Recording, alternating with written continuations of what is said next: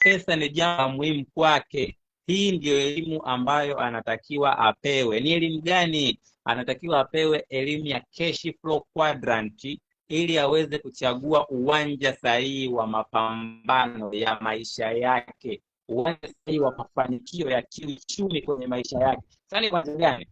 Robert Kiyosaki ambaye ni mwandishi wa kitabu cha Cash Flow Quadrant, mwandishi wa kitabu cha Rich Dad Poor Dad, anasema kwamba duniani kuna njia kuu 4 za kutengeneza kipato. Njia ya kwanza, utatengeneza kipato kama mwajiriwa ambaye ni employee. Njia ya pili, utatengeneza kipato kama self employed, mtu aliyejiajiri. Na njia ya tatu, utatengeneza kipato kama business owner, mmiliki wa biashara. Na njia ya 4, utatengeneza kipato kama investor. Sasa naenda kukuonyesha na kukufafanulia hizi njia. Hii ndiyo elimu sahihi ambayo mtu yeyote anayetaka kuanza kutafuta pesa alitakiwa akae chini na mzazi wake amuonyeshe, au kama kuna ndugu yake anajua, wakae wafafanuliane, alafu wajue wanaanzia wapi. Kama mzazi wako hajawahi kukuonyesha au hujawahi kuonyesha mwingine na unataka maisha yako zitimie, sikilize kwa makini ili uweze kujua wewe unakuwa wapi. Sasa kundi la kwanza ni kuajiriwa. Maana ya kuajiriwa ni nini? Kuajiriwa maana yake, cha kwanza, unatakiwa uuze muda wako kwa bosi wako au kwa mwajiri wako ili uweze kujitengenezea kipato kwa kutumia nguvu zako. Lakini kitu cha pili, mtu aliyeajiriwa anatakiwa awe na bosi wake.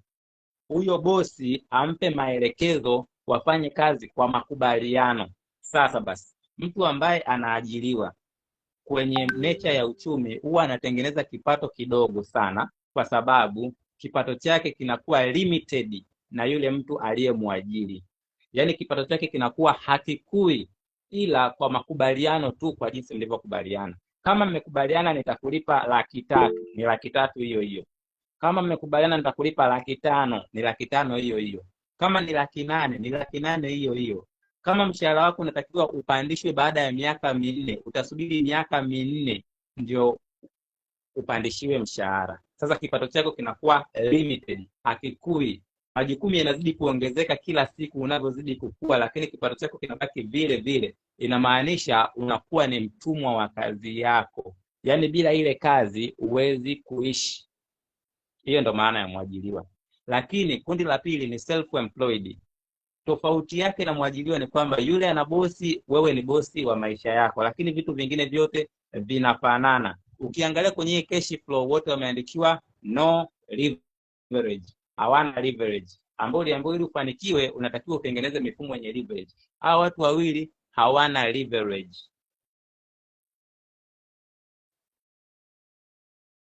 Wanaitwa unlock. Mimi nasoma kitabu chake cha Unlock It, nikapata uelewa mwingine zaidi, akiwa anafafanua kundi wawili ya mwanzo unayoelezea. Kwa mtu aliyeajiriwa ni sawasawa na useme ni sawasawa na simba ambaye ni wa kufugwa. Simba asili yake anatakiwa awinde, aangushe mnyama anayomtaka, ale nyama anayoitaka, kwa sababu Mungu amempa nguvu. Ndivyo jinsi binadamu alivyo na yeye. Anatakiwa atengeneze kipato kile anachokitaka kulingana na imani yake na ukubwa wa ndoto zake. Sasa unapokubali kuajiriwa ni sawasawa na umewekwa kwenye cage kama simba.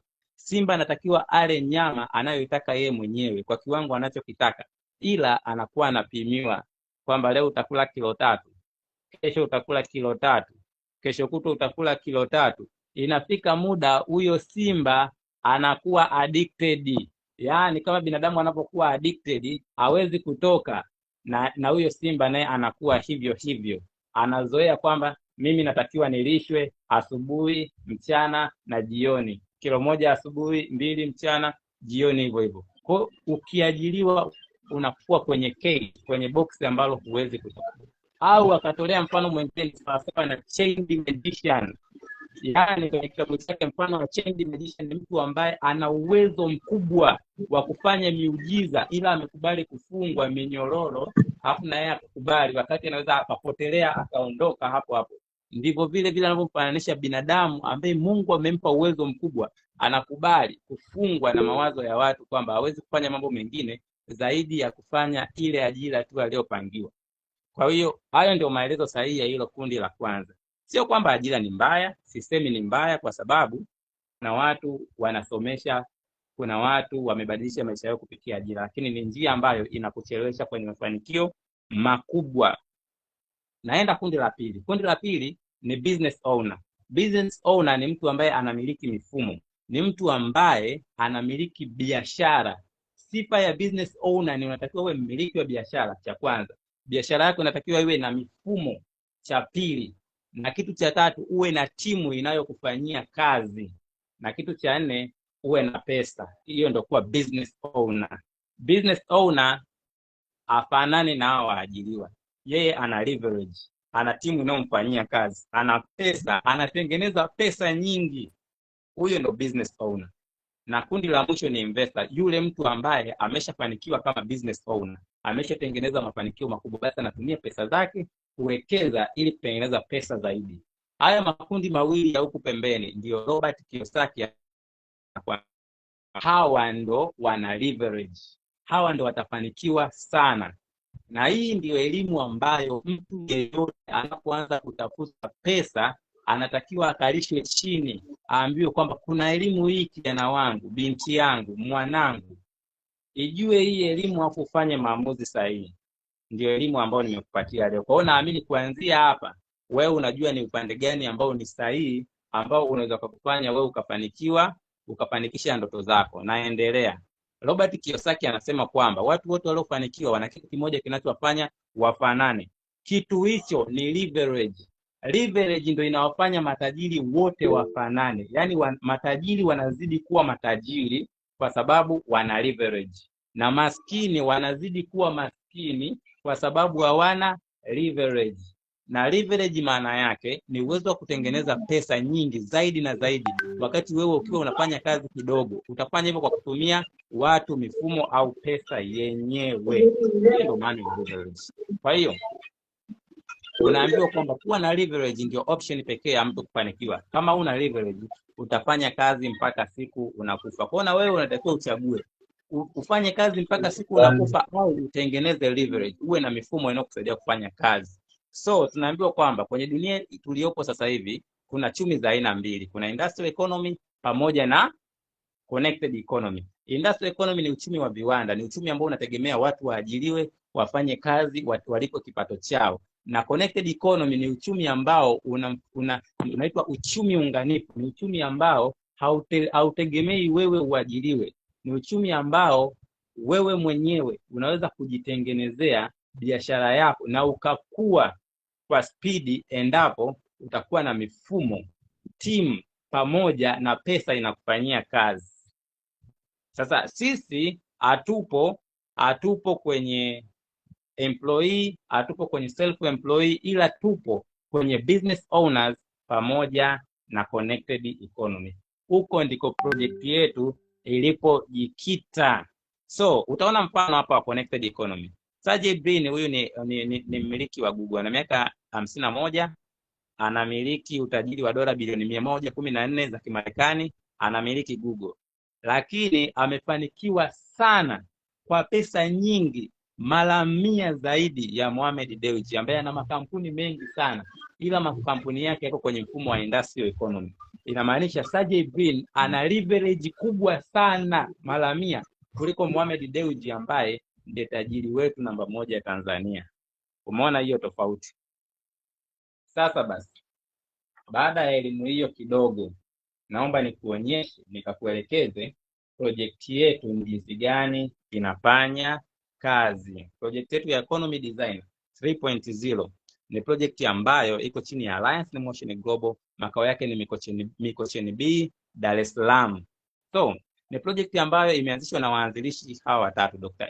Edward Kabantong, Engineer Francis Miguel pamoja na Sir Jonas Pliny. Lakini kuhusu sisi, kampuni ilianzia Manila, Philippines mwaka 2006. Kwa sasa ina matawi zaidi ya 300 duniani kote. Kwa Tanzania ilifunguliwa mwaka 2018 na kampuni imesajiliwa rasmi na BRELA na bidhaa zetu zote zimethibitishwa na TBS. Huu ndio mwanzo wa safari wa kampuni yetu, jinsi ilivyoanza ikaenea kwenye nchi zote hizo unazoziona hapo kwenye skrini. 2015 ikaingia Uganda, 16 Kenya na Tanzania ikasajiliwa rasmi mwaka 2018. So kampuni ina vithibitisho na vibali vyote vya kufanya kazi mahali popote Tanzania pamoja na nje ya Tanzania. So washirika wetu, kampuni imeingia ushirika na makampuni tofauti tofauti ili kuweza kuongeza ufanisi kwenye utendaji wake wa kazi. Kwa Tanzania, kampuni imeingia ushirika na benki ya NMB pamoja na M-Pesa kwa ajili ya kuweza miamala yote ya kampuni kupitia M-Pesa pamoja na NMB. Lakini Nature's Way, DSM na Weida kama makampuni ambayo yanatusaidia kutengeneza bidhaa zenye ubora wa hali ya juu. So mafanikio ya kampuni ni kama unavyoyaona hapo, mwaka 2014, 15, 16, 17, 18. Kampuni imeshika nafasi ya kwanza kwenye makampuni yote ambayo yanafanya biashara kwa mfumo wa mtandao. Lakini CEO wa kampuni akawa ni CEO bora kati ya CEO 100 ambao wanaendesha makampuni kwa njia ya mfumo wa mtandao. Lakini mafanikio yetu makubwa ni haya mafanikio ya daily payout system, ambayo ni biashara ambayo inalipa wanachama wake zaidi ya milioni 7 duniani kila siku pale ambapo wanakuwa wakifanya kazi. Hayo ni mafanikio makubwa sana kwa kampuni, sio kila kampuni inaweza kuyapata. Lakini tunafanya vitu gani? Tunafanya vitu vikubwa viwili: kulinda afya za watu na kubadilisha maisha ya watu wa kawaida kuwa mamilionea wasio wa kawaida. Sasa basi nitaenda kukuelezea upande wa afya, na nikitoka upande wa afya nitaenda kukuonyesha ni kwa namna gani project hii inaweza kubadilisha maisha yako wewe wa kawaida na kukufanya uweze kufanikiwa zaidi na zaidi. Sasa nitaanza na vitu vitatu ambavyo vinaathiri kinga ya mwili. Kitu cha kwanza ambacho kinaathiri kinga ya mwili ni mlo kamili. Binadamu anatakiwa apate mlo kamili, anatakiwa apate muda wa kupumzika pamoja na mazoezi ya kutosha ili kinga yake iwe bora muda wote. Sasa naomba mniangalie hapa vizuri. Hapa ndipo ambapo Shirika la Afya Duniani linaelekeza binadamu unatakiwa uishi hivi kwamba kwa siku unatakiwa upate muda wa kutosha wa kufanya mazoezi sana na upate muda wa kupumzika ili afya yako iweze kuwa vizuri. Lakini baada ya hapo unatakiwa kuweza kupata vyakula vya nafaka kamili ili afya yako iweze kuwa bora. Lakini pia unatakiwa kwa siku at least ule matunda na mboga mboga aina 5 mpaka 7 ili afya yako izidi kuwa bora zaidi. Lakini pia utumie protini pamoja na maziwa kwa ajili ya kuweka afya yako kuwa sawa, na kwa kiwango kidogo sana, au sio lazima pia kutumia hivi vitu ambavyo ni junk food. Lakini sasa hivyo ndivyo inavyotakiwa kuwa, ila watu wamebadilisha, juu imekuwa chini na chini imekuwa ni juu. Ndio maana sasa hivi magonjwa yamezidi kuwa mengi, watu wanaugua kila siku magonjwa ambayo hayaeleweki kwa sababu watu wamebadilisha formula. Na ukibadilisha formula lazima kikulambe, utatokana na matokeo ya vitu unavyokula. Nadhani kwenye picha hapo unajionea kila mtu ni matokeo ya kile anachokula. Sasa jiulize swali, je, mimi ninakula kwa usahihi? Kama jibu ni ndio, hongera. Kama sio ndio, badilisha, kwa sababu madhara yake utayapata mbeleni. Sasa sababu nyingine ambazo zinasababisha kuathirika kwa kinga ya mwili ni unywaji wa pombe, msongo wa mawazo, hewa chafu, maji machafu, chemical pollution, utumiaji wa vyakula vilivyotiwa madawa, mtindo mbovu wa maisha, kuvuta sigara na kuvuta shisha, pamoja na matumizi ya madawa yaliyokithiri. Hivi ndivyo vitu ambavyo vinaathiri kinga ya mwili wako wewe unayenisikiliza, na hivi ndivyo vitu ambavyo vinaathiri kinga ya mwili ya wazazi wako pamoja na ndugu zako na marafiki zako. Wewe unaweza kuwa sehemu ya maisha yao. So usipokuwa na afya bora au usipokuwa na kinga iliyo imara, utakuwa unashambuliwa namna hii. utakuwa unashambuliwa namna hiyo na magonjwa. So utajikuta unapata matatizo kama kansa ya titi, utapata matatizo kama kisukari, utapata matatizo kama kansa ya koo, matatizo kama obesity, uzito uliopitiliza, lakini pia matatizo kama heart attack, shambulio la moyo, lakini pia